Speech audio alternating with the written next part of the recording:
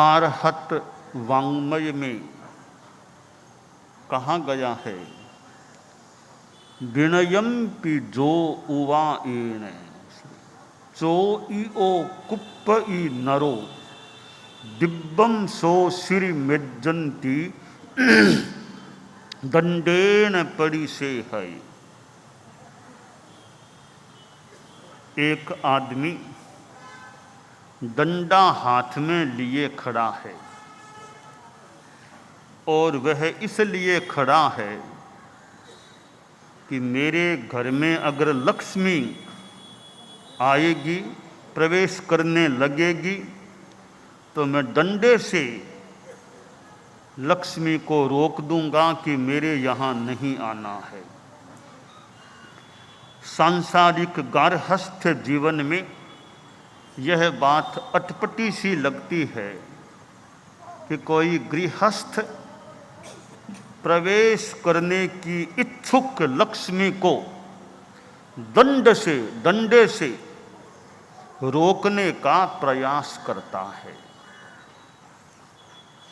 दुनिया में दिव्य शक्तियां भी होती हैं, देवियां भी जैन शास्त्र में, जैन वाङ्मय में बताई गई हैं, देव भी होते हैं और देव तो बहुत ऊंची भूमिकाओं पर भी होते हैं। एक सीमा तक देवियां भी होती हैं। तो लक्ष्मी को डंडे से रोकना एक गृहस्थ जीवन जीने वाले व्यक्ति के लिए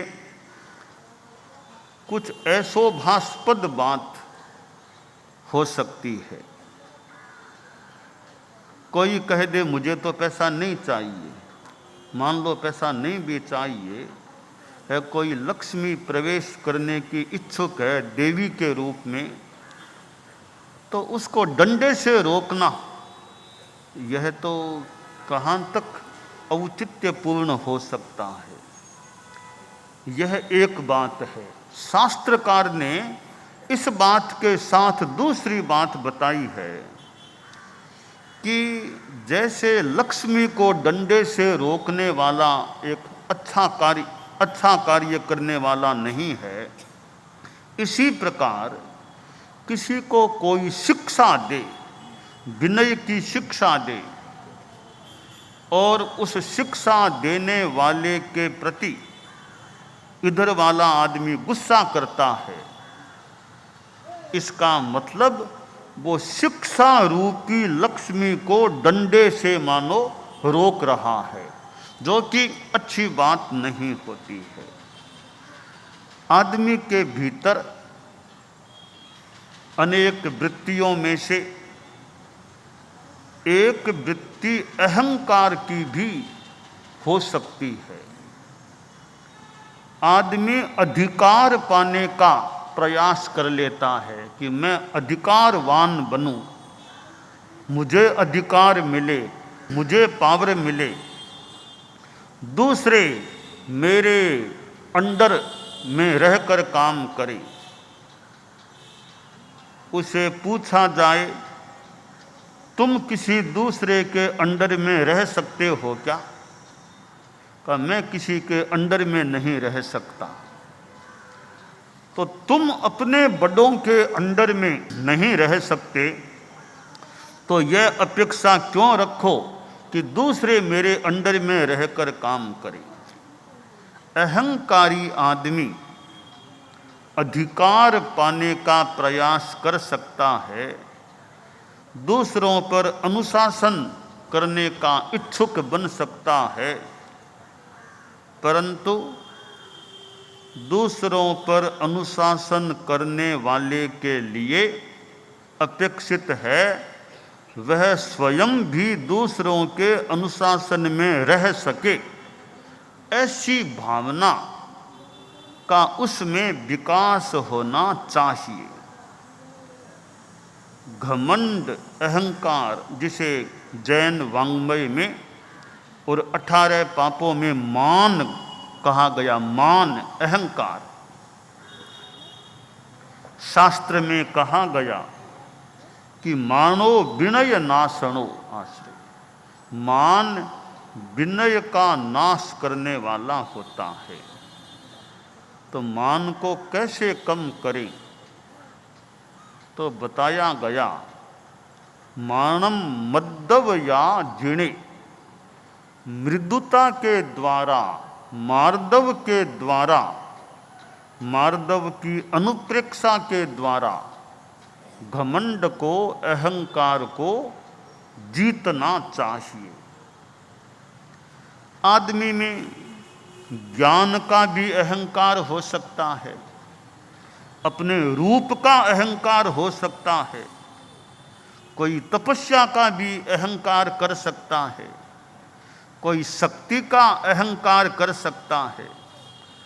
ये जो चीजें मिलती हैं, इनका बढ़िया उपयोग कैसे हो, इस पर ध्यान देना चाहिए, न कि इनके निमित्त से, इनके कारण से हमें घमंड करना चाहिए। जाति का भी घमंड है, मेरी इतनी बढ़िया जाति, बढ़िया कुल है, तो ठीक है, जहां जन्म मिला मिल गया, अब घमंड नहीं। किसी का शरीर बड़ा बलवान है, ताकतवर आदमी है, अब वह बल का भी अगर घमंड करे कि मैं कितना ताकतवर हूं, मैं कितना ताकतवर हूं, ताकत का घमंड नहीं, ताकत का बढ़िया उपयोग करो। शरीर सक्षम है, शरीर बलवान है, तो उसका उपयोग करो बढ़िया। इसका कोई घमंड करने की अपेक्षा नहीं, दिखाने की जरूरत नहीं कि मैं कितना ताकतवर हूं। उसका कैसे मैं अच्छी सेवा में, अच्छे कार्य में उपयोग कर सकूं, यह चिंतन करना चाहिए। किसी का रूप बड़ा सुंदर है, चेहरा बड़ा सुंदर है, दीप्ता सा चेहरा, यानी अच्छा चेहरा है, तो रूप मिल गया अच्छा तो मिल गया, उसका घमंड नहीं करना चाहिए। रूप अच्छा है, कभी वाकिस आदमी का रूप कुछ विकृत भी हो जाए, तो रूप का घमंड नहीं, और रूप का संभवतः ज्यादा महत्व भी नहीं है। रूप थोड़ा कम सुंदर है तो भी चलेगा, कोई खास बात नहीं। शरीर स्वस्थ है, सक्षम है, तो चेहरा बहुत ज्यादा सुंदर नहीं है तो भी कोई खास बात नहीं है। कम सुंदर चेहरे वाले बड़े गुणवान, बड़े ज्ञानवान आदमी हो सकते हैं। तो रूप अच्छा मिला है, कोई नाम कर्म का, शुभ नाम का योग हो सकता है, तो रूप का घमंड नहीं। यह बाहर का रूप है, हम स्वरूप को देखने का प्रयास करें, रूप को ज्यादा न देखकर आत्मा के स्वरूप का चिंतन करें, उस ओर ज्यादा ध्यान दें। कोई तपस्वी साधु है, गृहस्थों में भी कई तपस्या करने वाले होते हैं, हो सकते हैं कि मैं इतना बड़ा तपस्वी हूँ, मैंने इतना मांस खमन कर लिया, वो कर लिया, इसका हमें कभी घमंड नहीं करना चाहिए। तप है, अच्छा है, उसका बार बार अपने मुंह से बार बार आख्यान नहीं करना चाहिए कि मैंने वो किया, मैंने वो किया, वो हमारे पास हमारी संपदा है, पूंजी है। उसका बात बात में ज़्यादा खुद के मुंह से खुद की प्रशंसा नहीं करनी चाहिए, मैंने वो किया, मैंने वो किया, मैंने। तो तपस्या का भी हमें घमंड नहीं करना चाहिए। और लाभ, आप लोग गृहस्थ हैं, कमाई अच्छी हो गई, कभी कभी बहुत अच्छी आय हो जाती है, तो आय अच्छी हो गई है, इसका भी ज़्यादा घमंड नहीं, लाभ हो गया। यह संसार में चलते हैं, कभी नफा कभी घाटा हो सकता है। घाटा लग गया तो आप एकदम निराश हो गए, दुखी हो गए, नफा ज़्यादा हो गया, आप खूब उछलने लगे, खूब खुशियाँ हो गई। तो लाभ का ज़्यादा घमंड नहीं करना चाहिए। और किसी के पास ज्ञान है, श्रुत है, बहुत पढ़ा लिखा आदमी है, हमारे संतों में कोई बहुत शास्त्रों का और का, कई विषयों का, कई भाषाओं का विद्वान है, ज्ञाता है, तो बहुत अच्छी बात है, इतना ज्ञान प्राप्त किया है, पर ज्ञान का भी घमंड नहीं। संस्कृत में कहा गया है, ज्ञाने मौनम क्षमा शक्तौ त्यागे श्लाघा विपर्यय है। ज्ञान है फिर भी मौन रखो, यानी ज्ञान का दिखावा मत करो, पांडित्य का दिखावा मत करो। आप प्रकांड पंडित हो सकते हैं, प्रकांड पांडित्य है तो लोगों को ज्ञान दो, बताओ, पर पांडित्य का प्रदर्शन करने का प्रयास मत करो। तो ज्ञान का घमंड के रूप में हमें प्रदर्शन नहीं करना चाहिए।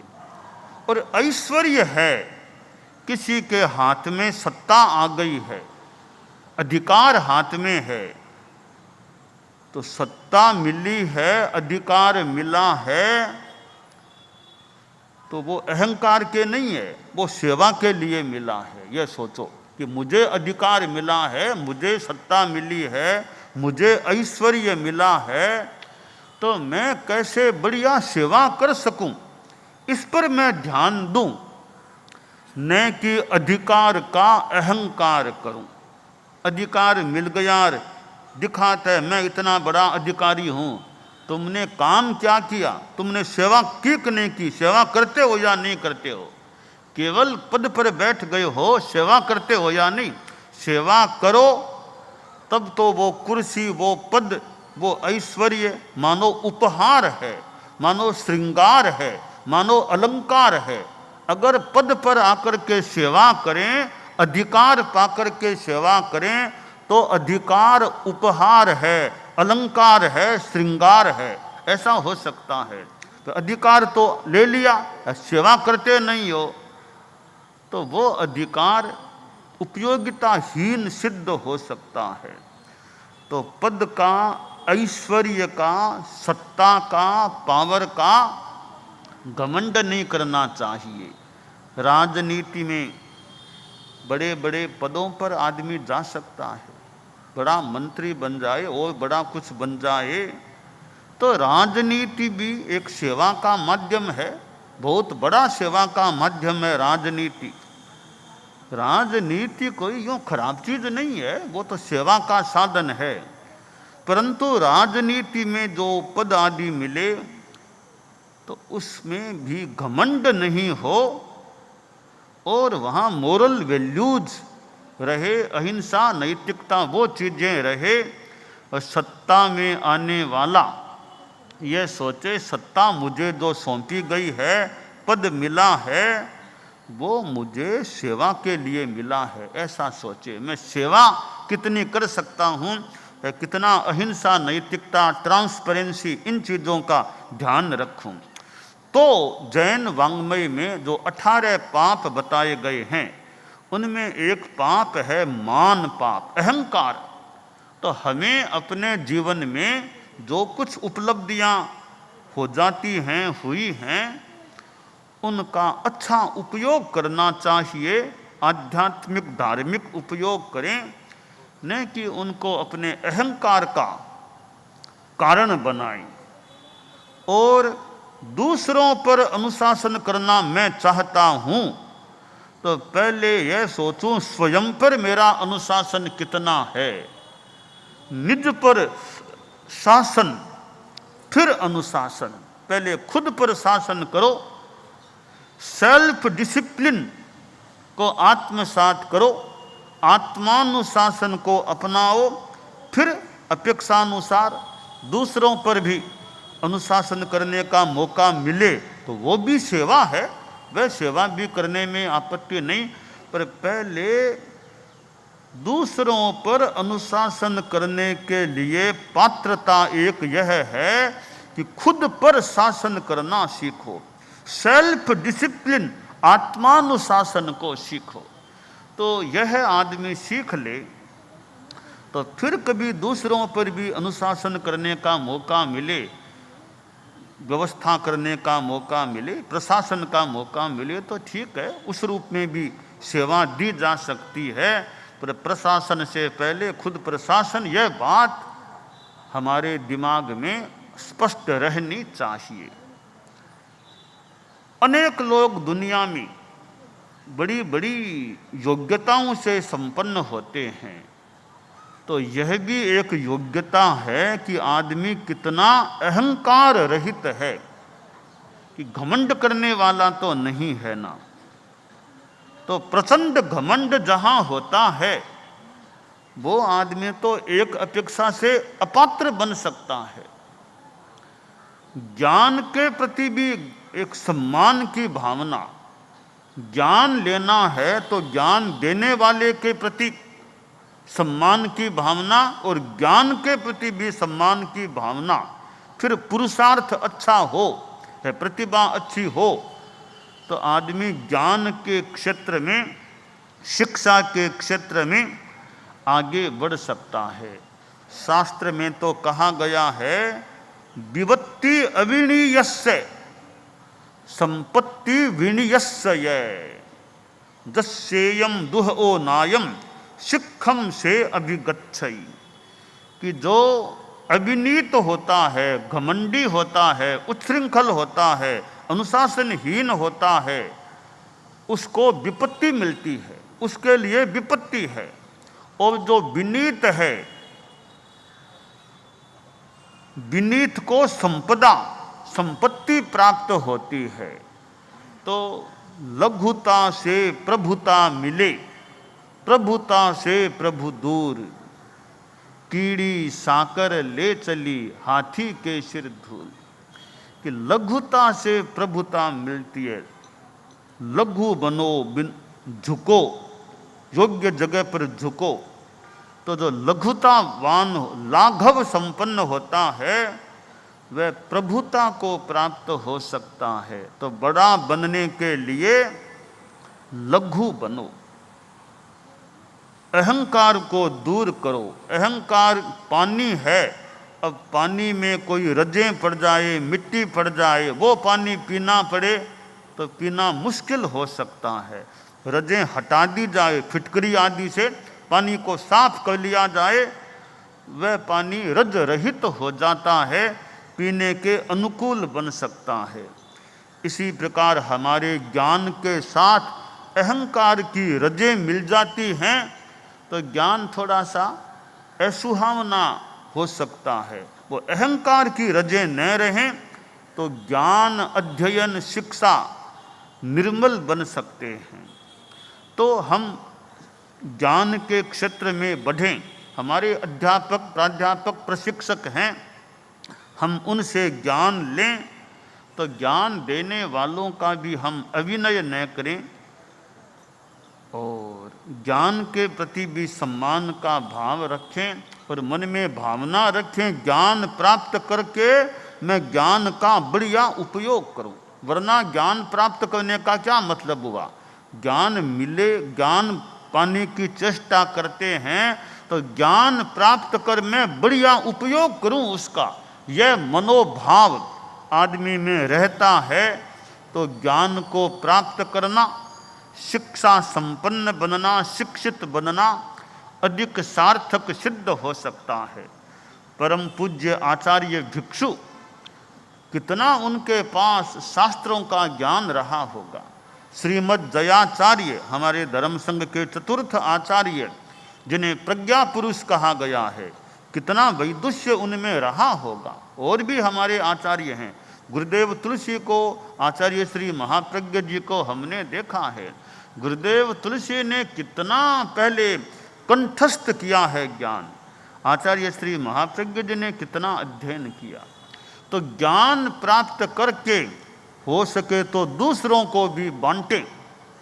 मुझे ज्ञान प्राप्त है, कुछ मौका हो तो दूसरों को दो। आपके पास ज्ञान है, आप भी दूसरों को यथा अवसर बांटने का, देने का प्रयास करें।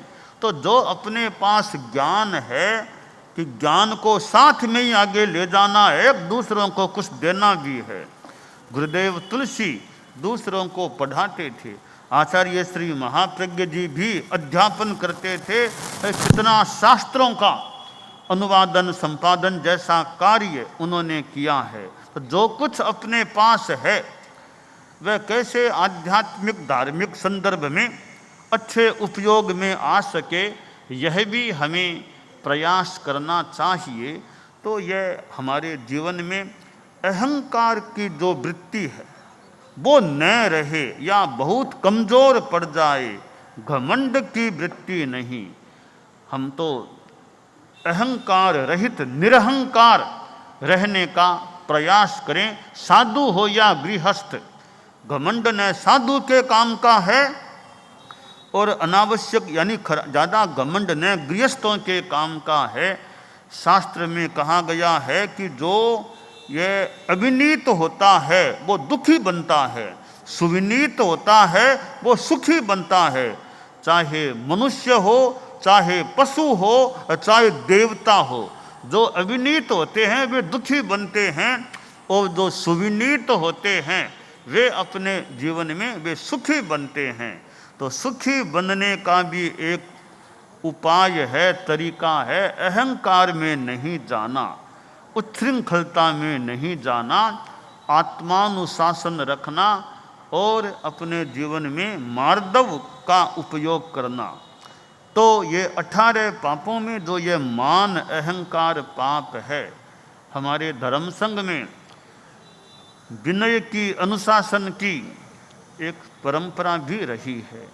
आचार्य श्री महाप्रज्ञ जी को भी हमने देखा है, वे गुरुदेव तुलसी के पास रहते थे और गुरुदेव तुलसी को नीचे बैठ करके आचार्य पद पर आ जाने के बाद भी मुझे याद आ रहा है, एक बार गुरुदेव तुलसी गंगा शहर में संभवतः विराजमान थे। आचार्य श्री महाप्रज्ञ जी को संभवतः प्रवचन के लिए पधारना था, तो पहले गुरुदेव के पास पधारे, बैठ करके वंदन किया। तो संभवतः गुरुदेव ने टिप्पणी की कि क्या आचार्य बने हो, तुम तो छोटे साधु की तरह बैठकर मुझे वंदना करते हो। एक बार महाप्रज्ञ जी गुरुदेव ने किसी प्रसंग में कहा कि मैं धर्म संघ का तो आचार्य हूँ, मैं धर्म संघ का तो आचार्य हूँ, पर आपका तो मैं शिष्य ही हूँ, आपका मैं शिष्य ही हूँ। तो यह एक हालांकि सामान्य बात है, हमारे यहाँ तो सामान्य बात है, परंतु वे आचार्य पद पर आ गए थे, फिर भी वे गुरुदेव तुलसी को यूँ नीचे बैठ करके उन्होंने वंदना की थी। तो ये हमारे जीवन में भी हमसे जो बड़े हैं, बड़े संत हैं, बड़े हैं, हम उनका विनय सम्मान कितना जो उचित हो वो रखने का प्रयास करें। प्रोटोकॉल का ध्यान रखा जाए कि प्रोटोकॉल में कौन किस स्थान पर है, उस प्रोटोकॉल के नियमों का ध्यान रखें तो हमारा व्यवहार भी वैसे उचित रह सकता है। तो सारांश यह है, हम अपने जीवन में घमंड, अहंकार, मान, इन चीज़ों से बचने का प्रयास करें और अच्छी विशेषताओं का विकास करने का प्रयास करें।